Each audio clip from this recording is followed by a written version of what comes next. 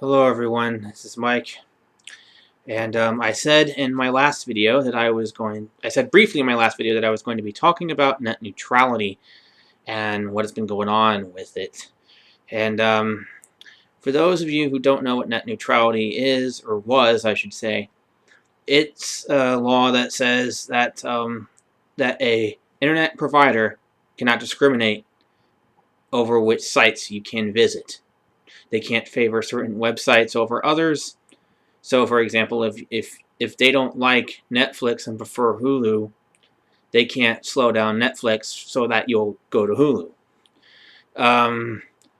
And for the longest time, internet was open for anybody could go anywhere, no matter what the site is. They could watch anything, stream anything, or play anything.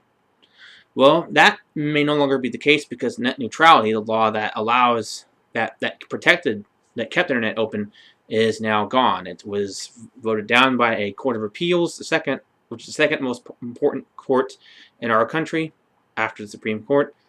And so I'm going to be talking about what that could mean in particular for gaming, because I've seen a lot of videos about how it could affect us politically and socially and all that other stuff. But since this is primarily a gaming channel, I wanted to talk about what may happen under how the internet may be from now on, how gaming is going to be, online gaming in particular, how that may be from now on, and it does not look good from my from what I can understand. Let's say, for example, let's say that your internet provider prefers one console over another. So let's say they prefer Microsoft over Sony, or let's say that Microsoft pays your internet provider X amount of cash to earn favor. Well, if that happened, Sony's online might not work as well because their site will be slowed down in favor of Microsoft's. Or vice versa. Sony could buy them favor, and then Microsoft would have problems. So let's see. So yeah, another scenario, sort of similar, but what might happen, I should say. Let's say you're using the internet to play your game. You play your game online. You're playing multiplayer or whatever, and your internet provider is saying, "Oh, you're using a lot of bandwidth to download this game or to play this game online." This game or the console or the console developer or the game publisher or whatever, they're gonna have to fork us money. If otherwise, we're gonna have to slow down the connection to that game. Developer A paid us money, developer B did not, so you better pay up. If these game publishers and these console creators have to pay up extra cash to gain favor for their online service to work, guess who's going to make up the difference? That's right, it's probably going to be you. Which means that we might see Xbox Live go up. We might see PlayStation Plus go up in price. Or we might see a subscription fee for individual games to play online. You might have to pay a subscription fee plus PlayStation Plus and Xbox Live to play online multiplayer. So if, let's say, you bought Battlefield 4, you want to play Battlefield 4 or Call of Duty Ghosts or whatever, any multiplayer game, or Titanfall that's coming out, there might be a subscription fee to make up the difference, to make up that cost, so that of having to pay the internet provider to make the game playable for the proper speed for that game. And what's so disappointing about this is right on the heels of PlayStation Now. PlayStation Now had the potential to get rid of the box, and you could play games, not only new games, but old games that have not been available in decades. You'd be able to play it without a console, which would open up gaming to so many new avenues.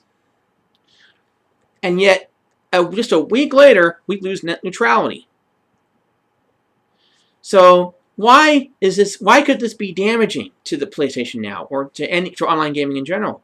Because if they have to make up the difference, because in order to pay off internet providers, and they're obviously most likely going to make you pay for that difference. If there's a subscription fee, for example, for every game, every online game, you think people can afford that? How are they going to make that affordable for everybody? Because if you buy, even if you can afford one game or maybe two, there are people who own tons of games that they play online on, and I doubt many people are going to be able to afford to pay a subscription fee for all their online games. And since most next-gen games are combining multiplayer with single-player, which is, I think, just another word for DRM, many games may not do as well, and not many people are going to buy them, and so we might see a return to single player. We might see an end, or at least a huge slowdown to online games, to online gaming, multiplayer, digital downloads, indie games. For the first time ever, we might see technological progress reverse, not just pause, not just be on hold because something is in the way, like the refusal to build our internet infrastructure and to build those pipes, which these companies could easily do. We might see technological progress go backwards. And right on the heels of PlayStation Now's reveal. Don't believe this could happen? It could. It could very well happen. The only way I can see online gaming continuing, they would have to find some way to make it affordable for everybody. And I don't know if that can be done, because even if a subscription, like I said, if a subscription fee for each online game is low in and of itself, if you buy enough online games, you're not going to be able to play them all. So that means fewer people are going to be able to afford to play online, fewer sales, fewer online games. And that could hurt PlayStation Now, at least in the States. There are many other problems with this, but like I said, I'm just talking about from a gaming perspective, but that's my main concern as far as from a gaming perspective is that, internet infrastructure is already too slow for me, but my hopes of that ever changing is going to go away, or could go away. There is still hope in the sense that there's still some element of competition available, but not much, So I don't know what's going to happen.